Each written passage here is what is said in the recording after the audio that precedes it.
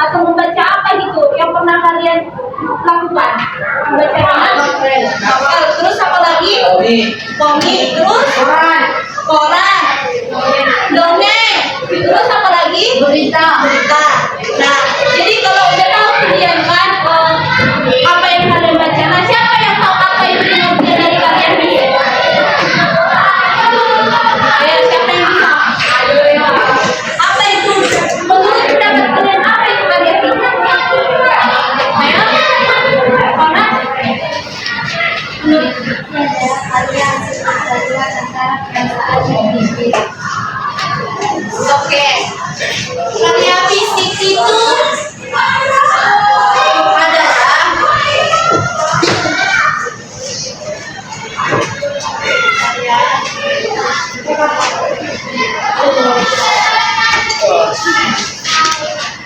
karya fisik juga sama dengan karya sastra, yang dimana karya hasil perpaduan antara perasaan, pikiran, dan cerita rekaan yang bersumber dari imajinasi penulis.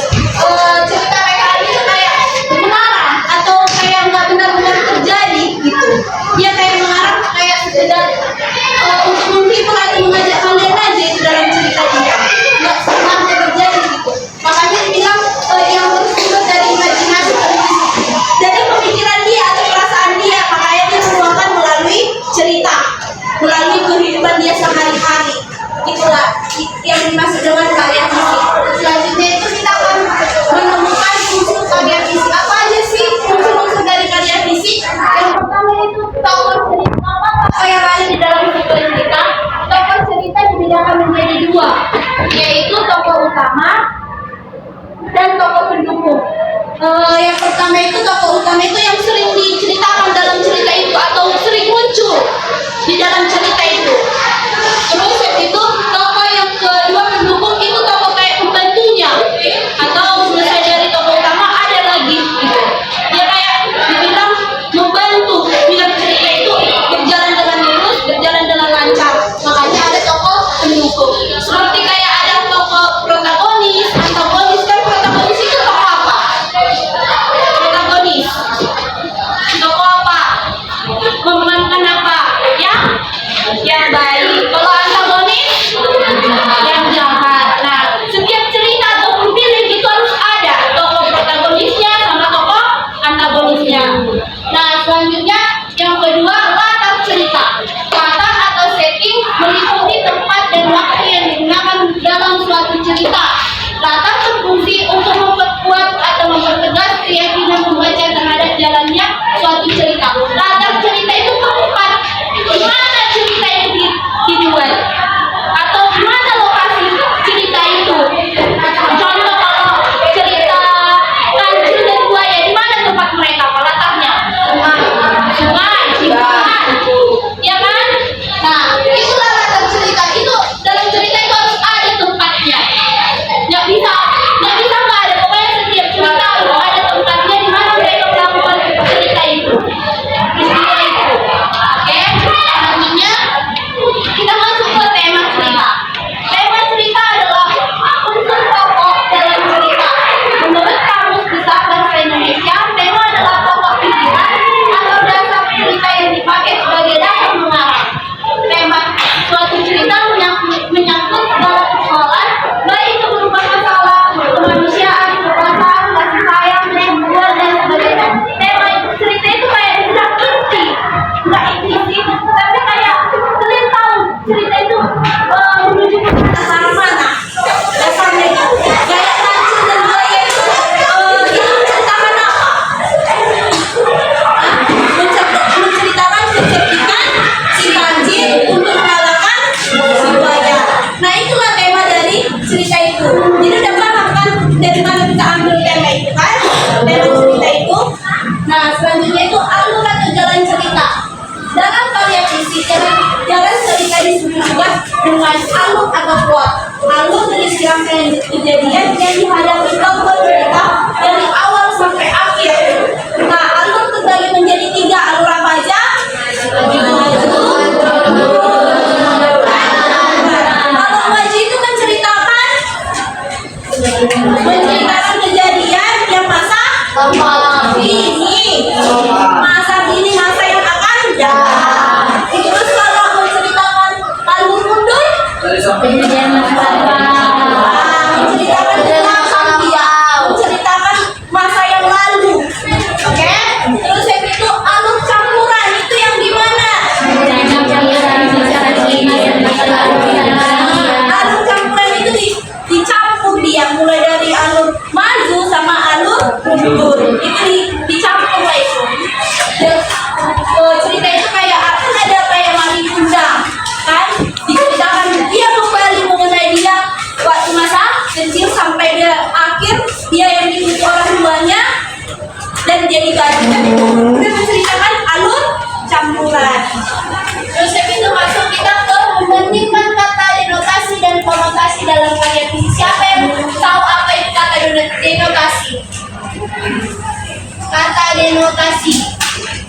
Ayo, siapa yang tahu apa itu kata denotasi? Silakan. Denotasi adalah kata-kata denotasi itu kata-kata yang sebenarnya tidak ada, dibilang nggak ada arti atau nggak ada maknanya. Dia langsung sebenarnya langsung nyata. Nah, contohnya kata denotasi itu yang pertama, ketika banyak pikiran wajahnya terlihat kurang menarik. Nah, itu kan langsung nyata disampaikan tanpa ada kalian yang nggak mengerti dari makna kata itu kan. Jadi kalian langsung tahu. Terus yang kedua, ibu pasti memandangi anaknya dengan hati cemas.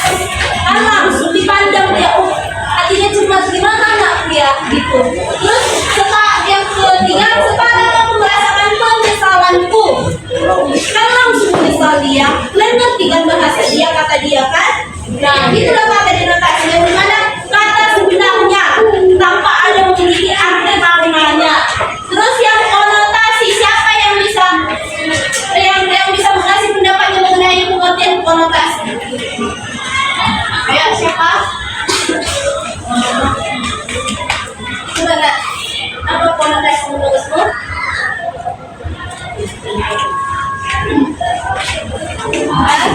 Konotasi. Nah, silakan Nak. Konotasi adalah kiasan dengan makna yang bukan sebenarnya atau makna yang ditambahkan pada Makna konotasi itu makna kiasan. Kata kiasan, kata yang kalian harus kalian kalian artikan. Kata kalian nggak tahu apa itu kan arti dalam kalimat itu. Jadi kalian harus perlu diartikan. Jadi makna konotasi itu adalah makna yang harus diartikan. Dan mana yang pertama, ketika banyak pikiran wajahnya sebusuk kain lampu. Kan berbanding berbeda dengan ini. Yang pertama kan itu sebusuk kain lampu. Kalau contohnya ini kalau disampaikan sama kalian, kalian tahu hanya apa itu kain lampu. Kalian tahu cuman kain lampu seperti biasa kan? Gimana yang kotor katanya kan? Nah, itulah konotasi memiliki makna harus dibilang artinya banyak gitu. Inilah ibu templang. Terus yang kedua, ibu pasti memandang buah hatinya dengan cemas. Kalau langsung dibilang buah hatinya, tahu kan memandang buah hati itu apa? Pasti langsung berpikir, buahnya dia ada buah. Pasti kayak gitu kan? Nah, sebelum kalian tahu apa itu buah hati, nanti kalian pasti memikirkan kayak gitu kan? Terus yang ketiga, sekarang aku merasakan keras kepalaku sendiri. Menurut kalian keras kepala kayak mana?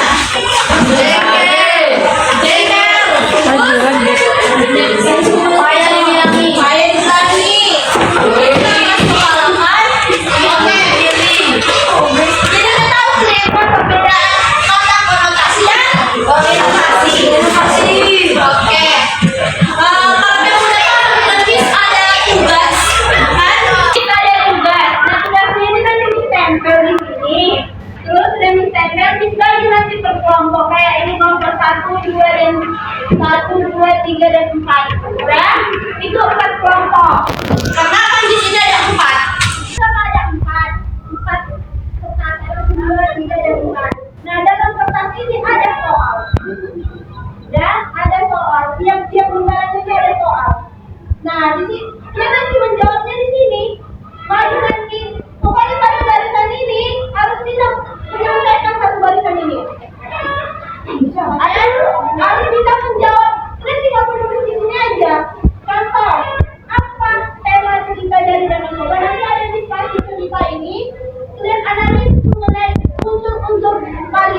Oke? Kalian harus mencari tahu apa tema dari cerita ini. Ya? Terus menjawab di sini. Oke?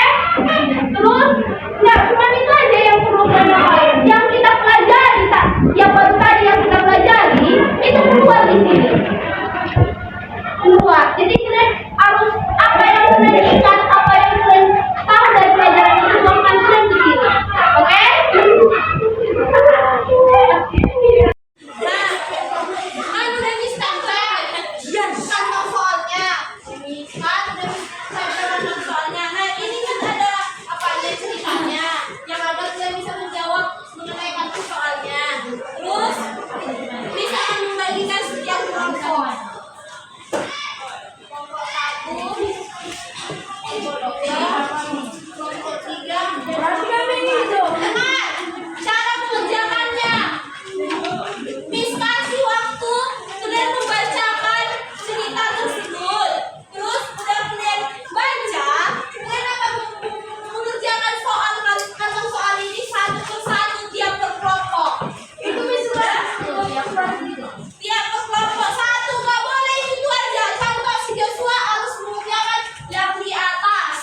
Dan selesai dikerjakan si Joshua, bagi dia ke bangkunya, masuk si Cinta mengerjakan kelompok 2. Soal kedua. Udah? Nggak bisa harus turun. Terus contoh udah sampai ini kan nggak sesuai apa jumlahnya. Nah, kalau contoh kan nggak bisa menjawab, proses ke tempat kawannya. Contoh nggak bisa aku menjawab, ya udah cari teman kalian yang bisa menjawab. Sampai bisa menjawab baru kalian bisa duduk di bangku kalian. Oke? Begitulah sampai seterusnya. Terus bawa pulpennya masing-masing.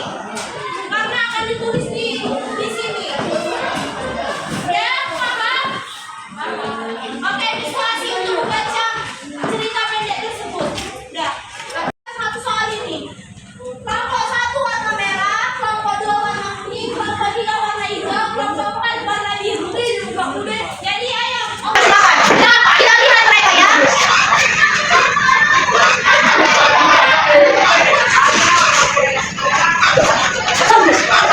Satu.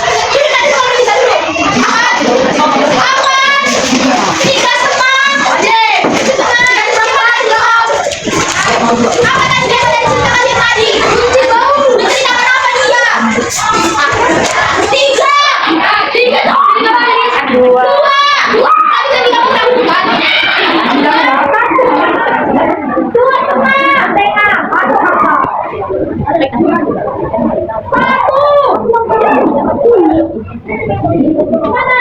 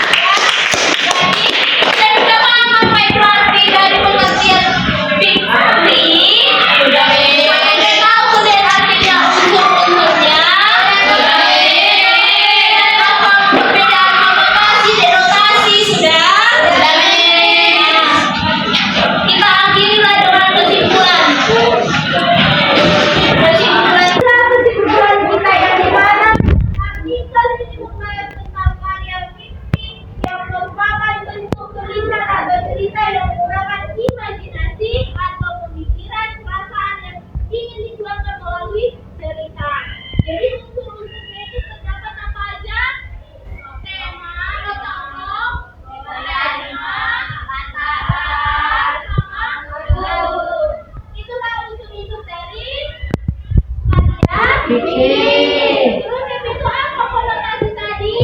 Konotasi itu makna biasa.